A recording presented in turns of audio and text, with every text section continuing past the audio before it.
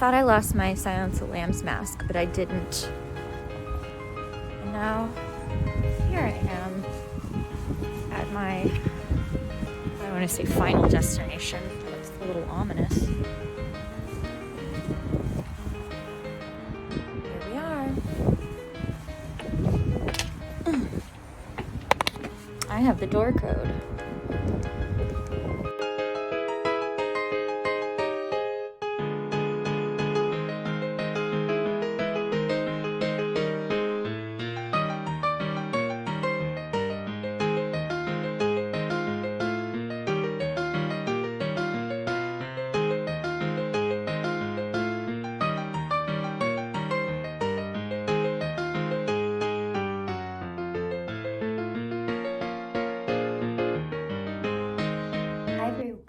It's been a minute. I haven't done my makeup in like a month, so bear with me. But that's really not why we're here today. We're here because we are coming at you from the Lizzie Borden Bed and Breakfast, which is the house that her and her family lived in. This is the bed I slept in last night. This is the John Morse Room, which is where shit went down. So seeing as I have a flight today and I have to be out of this room in an hour, we're going to go ahead and get started. So I was surprised that two of my friends had never heard of this story before. Well, one of them wasn't my friend. One of them is like my pelvic floor therapist. But I had to explain to them this story, which as a girl growing up in, well, I grew up in the South, so I grew up near Atlanta, but we still heard about it. And I know that this channel is generally for stories from the South, but I just couldn't pass up doing a makeup and talking to you video from the actual room where one of the murders took place that, again, I just slept in, and I actually slept like a baby. And so, please excuse, this is actually a lot more of like an urbanized area than I thought it would be. For some reason, I thought that this house would be like out on a farm or something, but I mean, it's in the middle of the city, so there's cars going by and blah, blah, blah. So anyway, so it was the 1890s, and Lizzie, she was living with her older sister, Emma, and so they were both unmarried, and Lizzie was 32, and I believe Emma was close to 40. Yeah, but I just turned 33 today, so I have passed the axe murderer age, I suppose.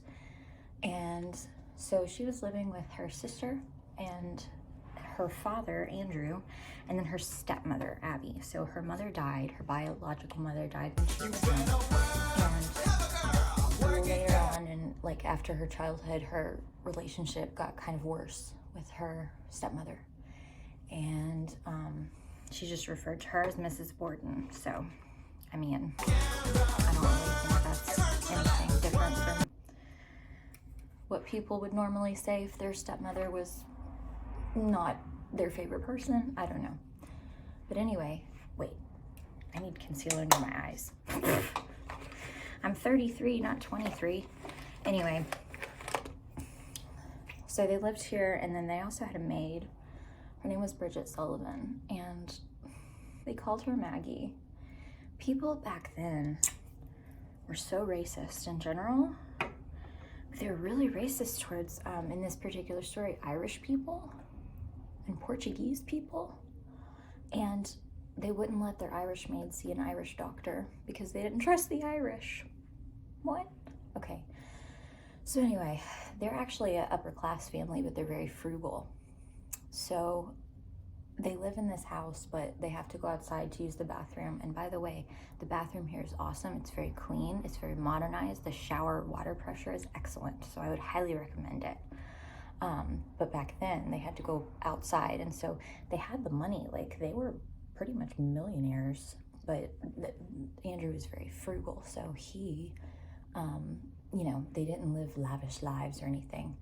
And that might have been a resentment for the girls, because Andrew was giving some money to his second wife's family, and I mean, they had money. It's just, I don't know, things were a little weird. So moving on to August.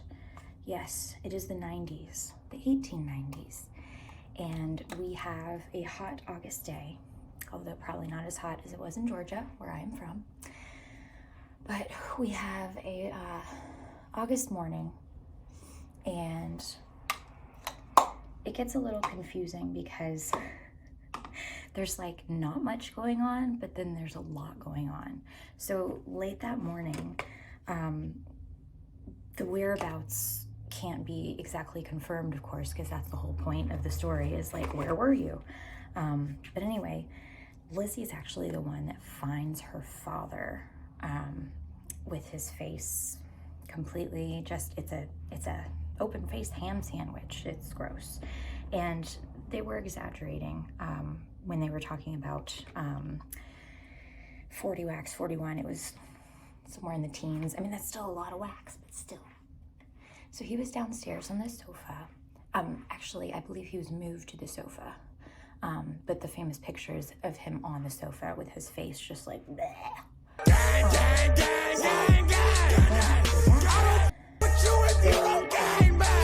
So Lizzie screamed, "Someone has killed father."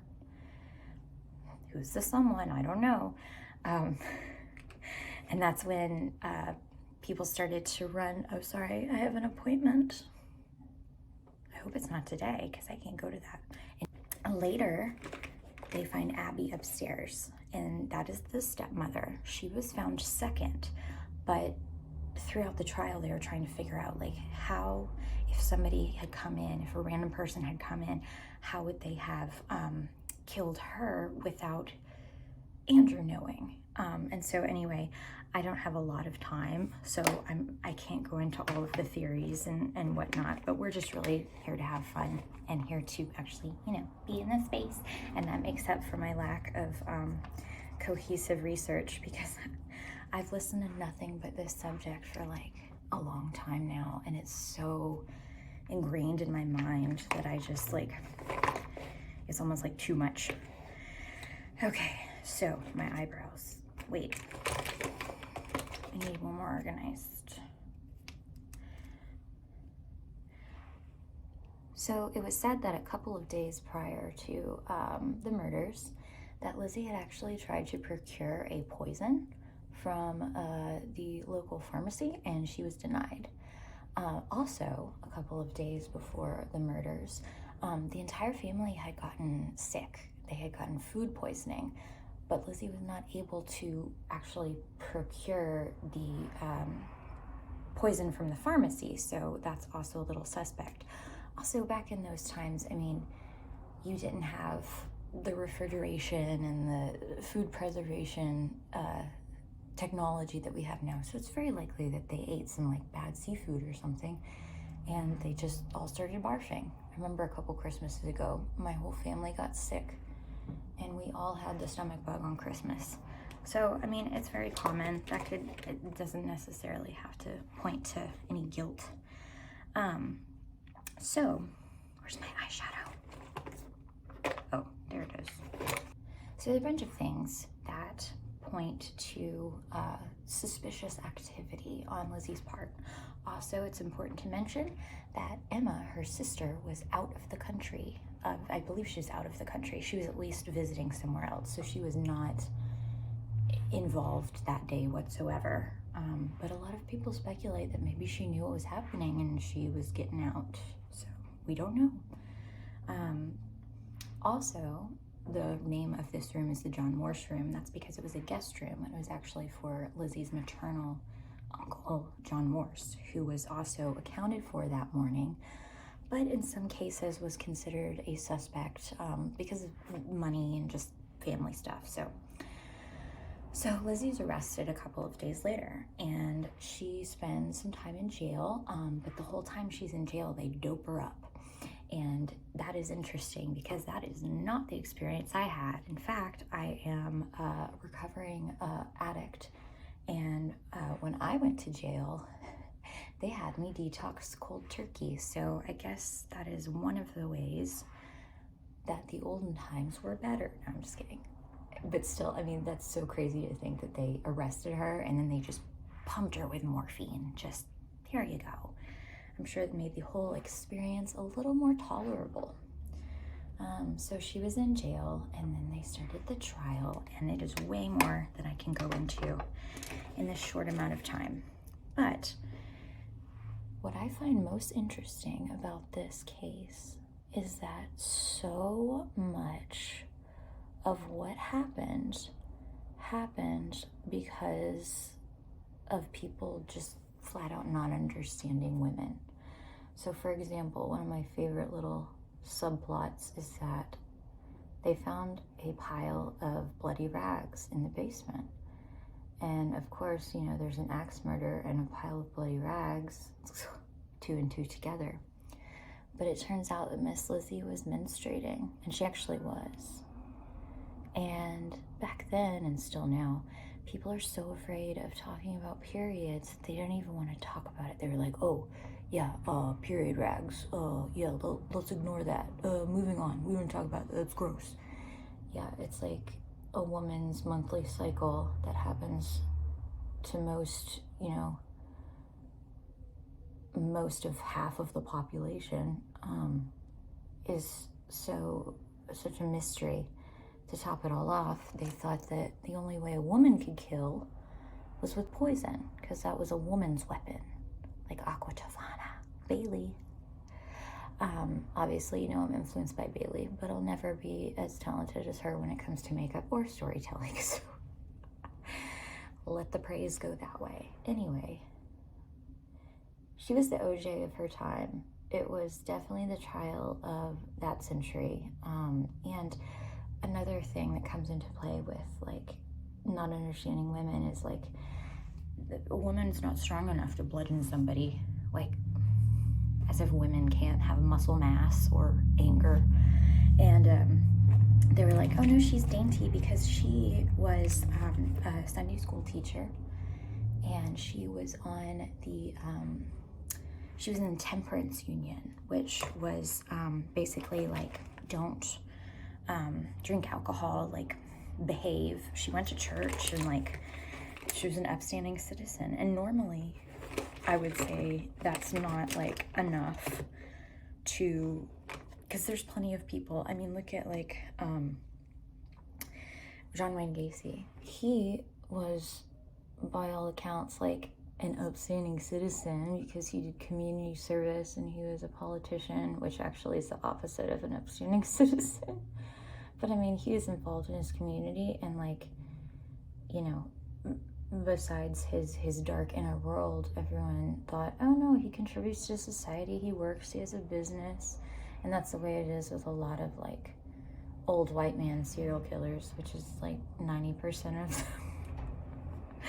But yeah, I just think it's funny. It's like men take credit for everything, and it's like, well, you're also most likely to be a serial killer or a school shooter if you're a white guy. So check on your white boyfriends and make sure they're going to therapy, please, Jesus. The trial is just a mess. I mean, nobody knows what they're doing, and we see this a lot in trials, even modern time. I mean, again, look at OJ. Like, it's just people aren't handling evidence properly. There's no modern DNA technology to look at. I mean, if this case had happened with DNA, like, it would have been solved. So that's just how it is. But back then, I forgot which, there's like a comedian or someone on Twitter who's like, back then you had to literally be, maybe it was the Boys in the Last podcast, but back then you had to literally like be caught with the weapon to be found guilty, especially, and in this case it came into play, if you were like a wealthy, upstanding white woman, then people just thought you were too dainty and delicate to be capable of such a thing. So in the end, Lizzie was acquitted. And unlike OJ, she went on to not do anything else her whole life. Personally, I mean, not do anything like criminal laws. Because personally, I think she did it, but like, I'm just not mad at her about it. Because either her dad was abusive or something fishy was going on. I don't know. I just feel like she didn't have any other symptoms of, you know, mental unrest that we see in a lot of people who enjoy killing. Even if it was premeditated, it just seems like it was still like a crime of passion. And I just don't lump her in the same category as I do with like the Bundys and the Chikatilos and the, you know, the crazies who just get off on it. It's not the same thing. And so after she was acquitted, she went on to live out her life, and she lived in a nicer house in a nicer part of town, and she lived with her sister. And I believe her sister never really spoke on what had happened. Again, she was away. But later on in life, they had some kind of disagreement. But she still never, you know, said anything like, oh, I'm keeping your secret or whatever. I mean, if she knew anything, she took it to the grave. So Lizzie, she lived out her life. She died in the 1920s, and she died an old woman. And she donated a lot of money to the animal shelters, and she loved dogs. And she couldn't put her name on anything because she's acquitted, but she still had the stigma. And children would sing that nursery rhyme to her, which honestly, if I thought somebody had killed their parents with an axe, I wouldn't sing that to them. I'd be a little scared. So anyway, people ask me like, are you scared here? And I'm like, no, I don't think the spirits are here. And I also feel like things that happened a long time ago, there's just less of a connection to what's going on now. So like when I went to Salem and I saw Proctor's Ledge, I don't feel like anyone's still there. I mean, it's been 330 years. I just don't think anyone's there anymore. Whereas when we went to Milledgeville, there's all sorts of stuff just lingering. So here I don't get that sense. Also because there's such a fun atmosphere of like cheekiness. And I mean, right here somebody put offerings, and somebody put an aspirin, which I think is very funny. Good job. But yeah, it's a good place. It's got a good energy. So does Salem in general. But yeah, it's different from some of the places I've been because it just doesn't feel like there's anything actively still here. But I didn't see any bumps in the night or anything like that. It's a very lovely home. I would highly recommend it. Great mattress, great shower, and yeah, I've had a blast. So again, I turned 33 today in style, and I know my makeup looks awful, but I don't care because we're in this house. So y'all have a fantastic day, and that was a very, very summarized version of the story, but hopefully you've enjoyed talking to me in the house, and I'll try to film a few clips of some of the things around here. But anyway, have a wonderful day, and thank you for joining me.